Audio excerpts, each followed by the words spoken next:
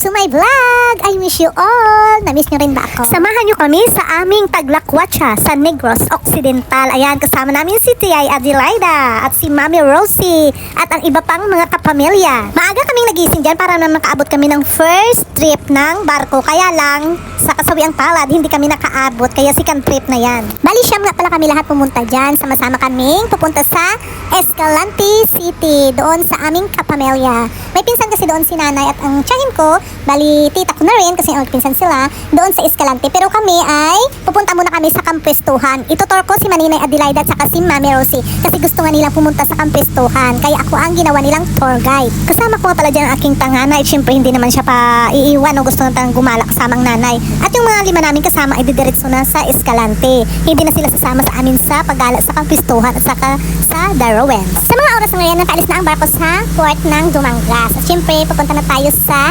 Bacolod. At ayan, sumikat na si Haring Araw. Nag-sunrise na siya. Montenegro nga pala ang sinakyan naming barko. Hindi kami nakaabot sa TriStar. Medyo mura sana sa TriStar. 180 lang yung regular at 140 naman ang student.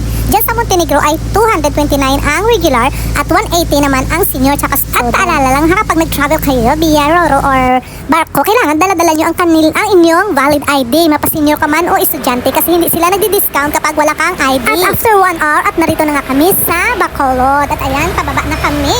Excited na ang mga kasamahan namin.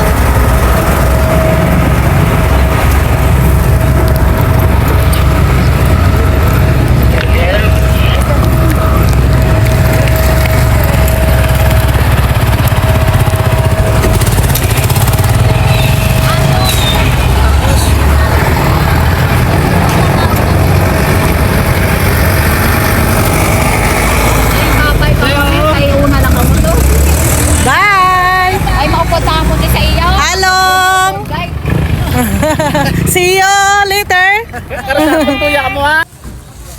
At dito na nga kami sa Kampestuhan. Nakarating na nga kami.